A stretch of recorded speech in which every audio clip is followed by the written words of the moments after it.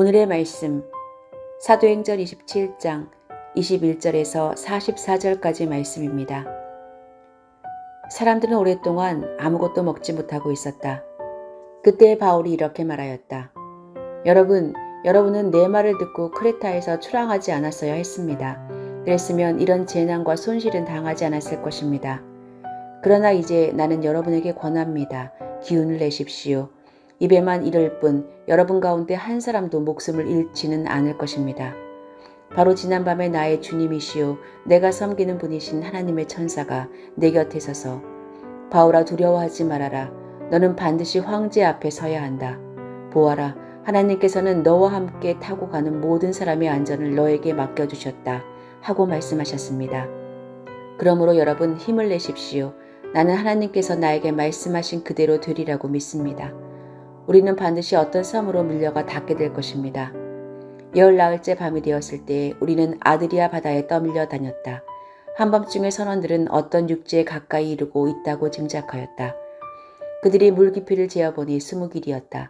좀 더 가서 재니 15길이었다. 우리는 혹시 암초에 걸리지는 않을까 염려하여 고물에서 단 4개를 내리고 날이 새기를 고대하였다.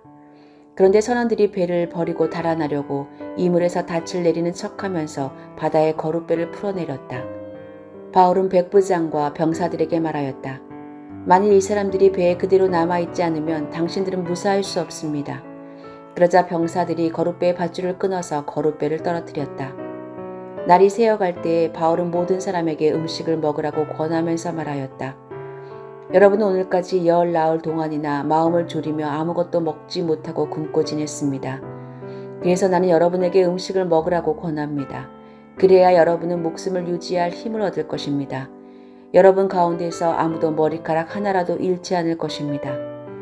바울은 이렇게 말하고 나서 빵을 들어 모든 사람 앞에서 하나님께 감사를 드리고 떼어서 먹기 시작하였다.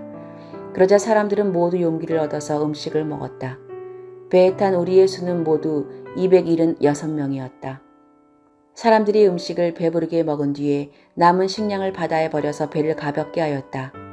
날이 새니 어느 땅인지는 알 수 없지만 모래밭이 있는 항만이 보였다. 그래서 그들은 어떻게 해서든지 배를 거기로 몰아 해변에 대기로 작정하였다. 닻을 모두 끊어서 바다에 버리고 동시에 키를 묶은 밧줄을 늦추었다. 그리고 앞돛을 올려서 바람을 타고 해안 쪽으로 들어갔다. 그런데 두 물살이 합치는 곳에 끼어들어서 배가 모래톱에 걸렸다. 이 물은 박혀서 움직이지 않고 고물은 심한 물결에 깨졌다. 병사들은 죄수들이 혹시 헤엄쳐 도망할까봐 그들을 죽여버리려고 계획하였다. 그러자 백부장은 바울을 구하려고 병사들의 의도를 막고 헤엄칠 수 있는 사람들은 먼저 뛰어내려서 무치로 올라가라고 명령하였다. 그리고 그 밖의 사람들은 널빤지나 부서진 배의 조각을 타고 무치로 나가라고 명령하였다. 이렇게 해서 모두 무치로 올라와 구원을 받게 되었다.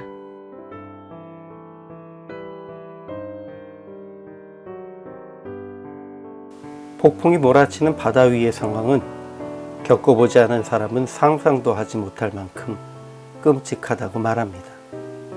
아무것도 보이지 않는 바다에서 하루 종일 산더미 같은 파도가 들이치는 가운데에 아무것도 먹지 못하고 쉬지도 못하고 어디로 가야 할지도 모른 채 버티는 것이 다라고 한다면 그 누구라도 포기하고 싶습니다. 그런데 그 풍랑 속에서 잠잠한 사람들 몇몇이 성경에 기록되어 있습니다. 다시스로 가는 배 속에서 폭풍을 만났던 요나, 갈릴리 호수 위에서 폭풍 속에도 불구하고 잠드신 예수님, 그리고 오늘 유라굴로 가운데 있는 사도 바울입니다.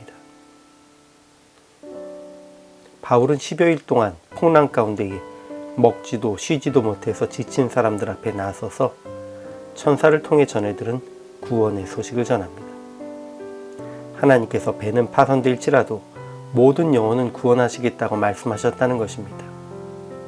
그리고는 자기들만 살겠다고 도망치려는 선원들을 다시 붙잡고 지친 사람들에게는 음식을 먹도록 하면서 기운을 차리도록 합니다. 그리고 배는 바울이 말한 대로 한 섬의 해안에 가깝게 도착했고 결국 배가 해안에 걸려서 부서졌지만 모든 사람은 헤엄을 쳐서 무사히 바닷가에 도착해 구조되었습니다. 바울은 하나님의 계획을 알고 있었기에 담대하게 사람들을 위로하고 먹을 것까지 먹도록 해서 해안까지 수영할 수 있도록 기운을 차리도록 했습니다. 요나는 폭풍으로 모든 사람이 소란스러운 가운데 있어도 혼자 잠들 수 있었습니다. 이때 요나는 믿음이 좋아서라기보다는 그 폭풍의 원인이 어디에 있는지 알고 있었기 때문입니다. 어쨌든 그도 자기만 바다에 빠지면 모든 사람이 안전할 것을 알았습니다. 갈릴리 호수의 폭풍 속에서도 제자들은 떨었지만 예수님은 깊이 주무시고 계셨습니다.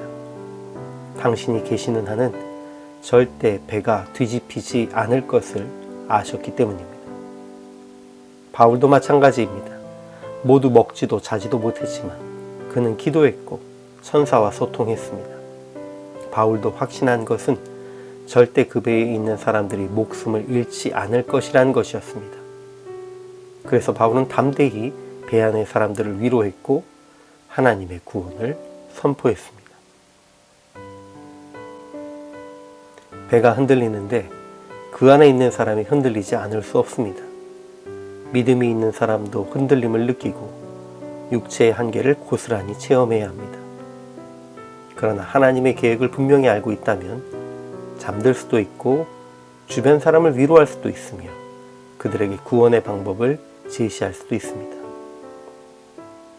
아직도 세상의 풍파가 멈추지 않고 우리를 흔들고 있습니다. 코로나가, 전쟁이, 그리고 경제적인 위기가 우리를 위협하며 흔들고 있지만 우리가 타고 있는 구원의 방주, 그리스도의 배는 절대 파손하지 않음을 기억하시고 주위의 어려움 가운데 있는 이들을 향해 하나님의 위로를 전해 주십시오.